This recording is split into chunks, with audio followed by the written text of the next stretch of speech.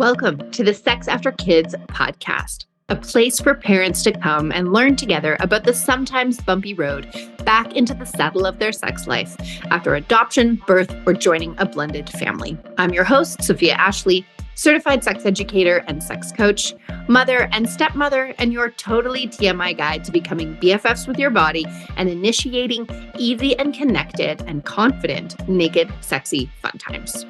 Here we are, one part science of sex, one part mindfulness magic, and one part straight up real talk to help you find the spark in yourself and your relationship after kids. I'm so glad you're here.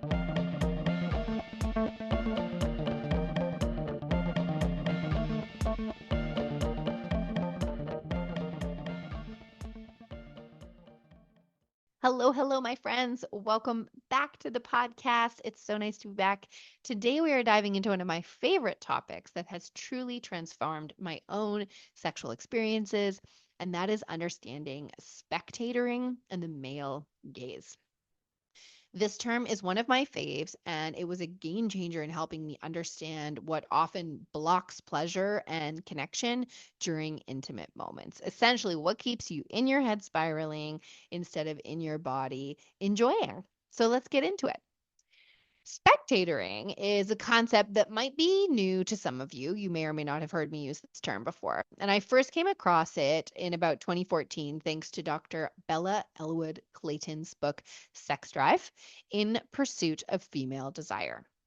And in the book, Dr. Clayton, who's a self described sexual anthropologist, explains that spectatoring is a form of sexual self consciousness where we observe ourselves from a third person perspective during intimate moments.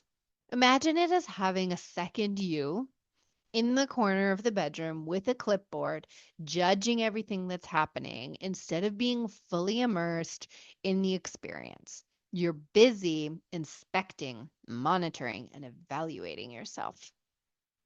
This kind of self judgment can really interfere with your ability to enjoy and connect with your partner, and also really impact your ability to even achieve orgasm or the ultimate kind of pleasure that you're seeking during a sexual experience.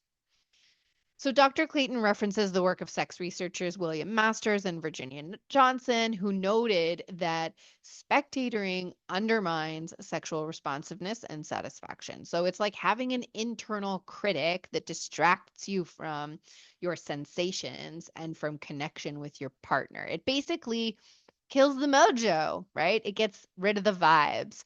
And similarly, David Barlow also has a model that suggests that these thoughts disrupt your sexual performance. So if your brain is preoccupied with concerns like, am I taking too long?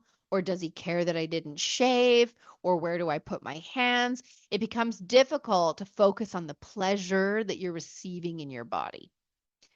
Interestingly, research shows that women often have a disconnection between what we call your subjective experience and your physiological arousal. So, for example, a study found that women's sense of arousal doesn't often align with what's actually happening physically. This can lead to a mismatch between how turned on you are and how much pleasure you feel. Meaning you could have lots of juices and like your pussy could be super happy, but you're not actually feeling that turned on or that aroused. Why does this happen? Well, spectatoring often gets in the way of this dynamic, and it stems from societal expectations about what's considered attractive or sexy. And really, it comes from being bombarded with images of idealized bodies and perfect sexual experiences, which create unrealistic standards. This really, overall, what this means is it comes from the concept of the male gaze, and the male gaze is just everywhere and pervasive in our media.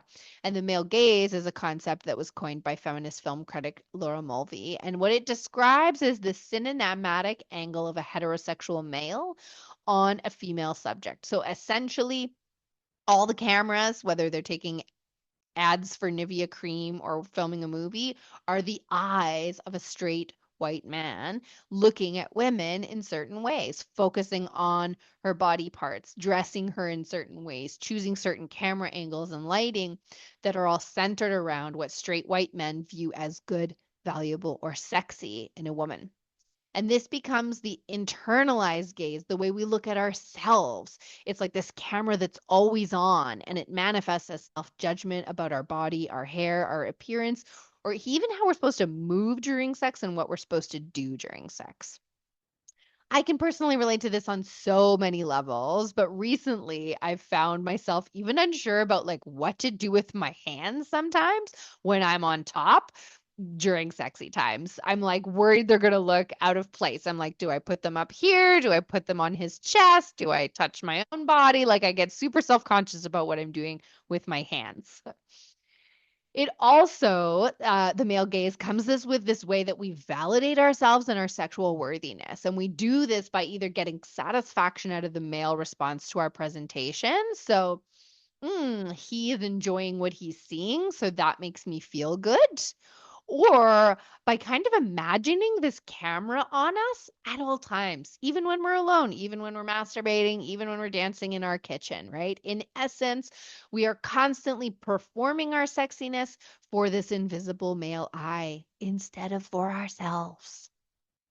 So while the gaze of your partner or partners naturally plays a part in your eroticism, and voyeurism is a whole other thing that can also be a turn on, I talk to a lot of women who struggle to embody their sexiness. They can't feel their sexiness because they are performing their sexiness. And that really is what spectatoring is about. You're sort of in your body trying to enjoy the moment, and you're in the corner watching yourself, critiquing yourself at the same time.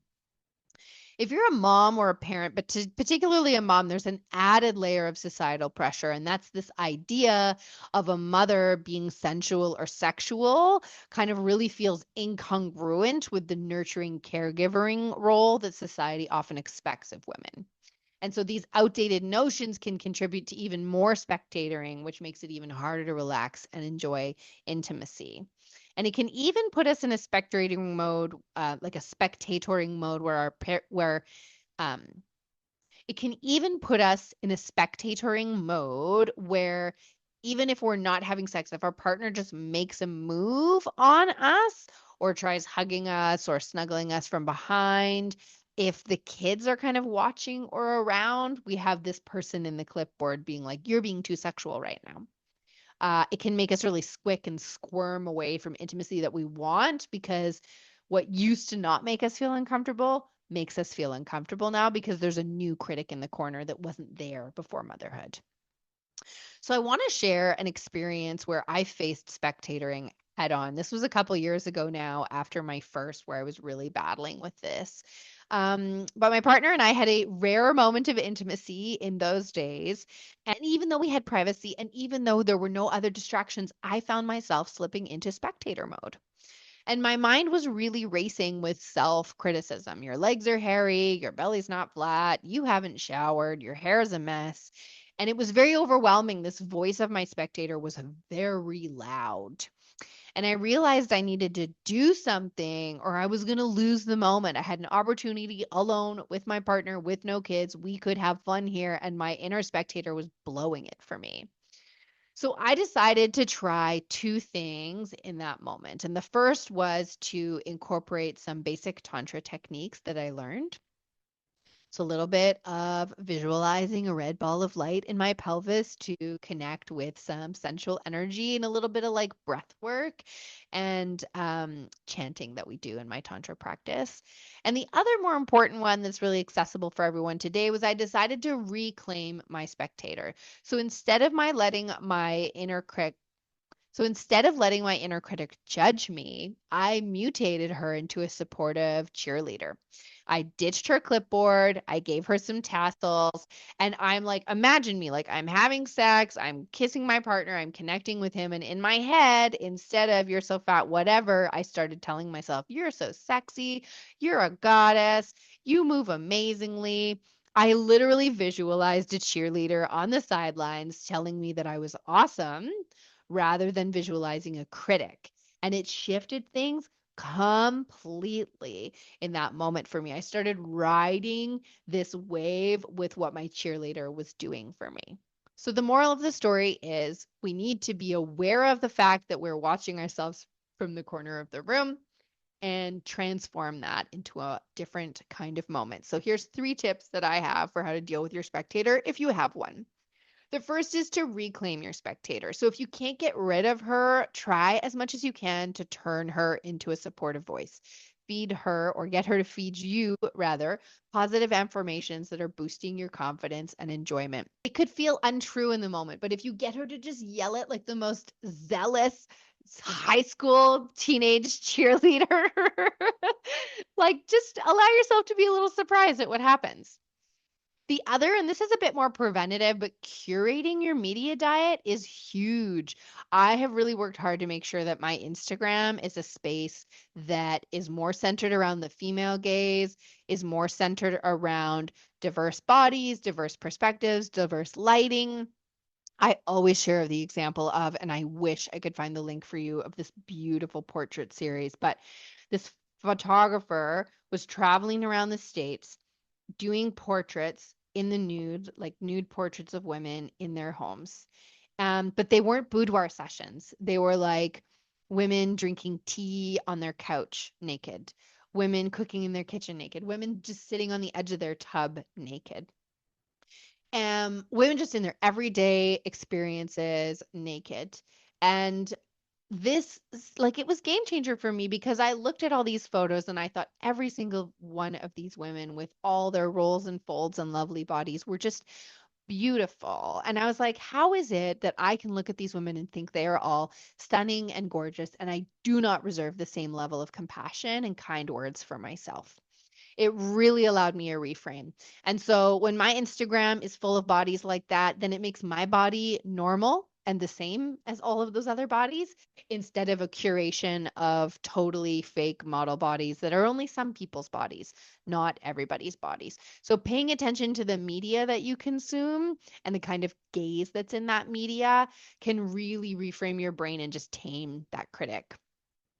And then the last piece is to really use your senses as a leverage point during sex. So bringing more mindfulness into your daily life, but also into your sexual practice, which just means if you're finding that your critic's really loud, can you drown them out by focusing on exactly how your partner's fingers feel as they drag across your inner thigh, or exactly how your partner's tongue feels as it's skimming across your clit? Like exactly the pace of your breath or exactly what sensation is at the tip of your nose as you breathe in.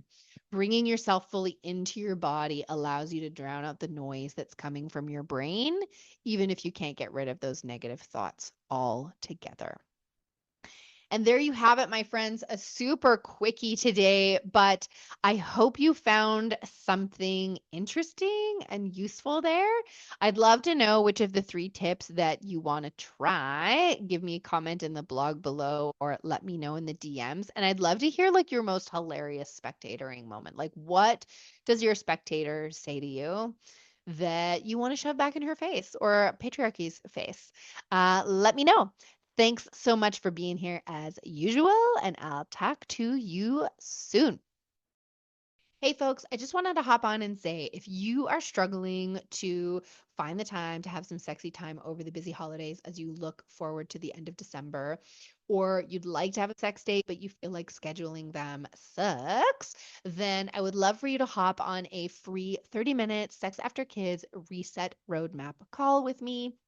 We will walk through my 5-step process for planning a sexy time state that does not suck so that you can get naked and have a fun time and feel all the juicy fun connection with your partner despite the chaos of the holidays, which is hopefully going to set you up right for the love and aliveness in your relationship that you want to feel in 2025. I'm offering 30 spots for these free calls, quick and easy, 30 minutes each, no sales pitch, no nothing. Just hop on. I'll walk you through my 5-step process and set you up for a fantastical naked sexy fun times before the end of the year. Head to the link in the show notes to book your spot today. This is the part where we do the end bit, right? Okay, friends, let's take a mindfulness minute here. One big deep breath in through the nose and one big deep full body sigh out the mouth. Voila. Your nervous system says merci. Thanks so much for being here today. I hope your head and your heart have something new to consider. No husbands were harmed in the making of this podcast, and a big thank you to my husband for his sound help and original music compositions. Love you, babe. You can catch us on Instagram at The Happy Bee Project for tools, tips, and anecdotes. You can join the newsletter for weekly-ish dispatches from my bedroom, and head to thehappyvaginaproject.com to learn how you can work with me. Catch you next time.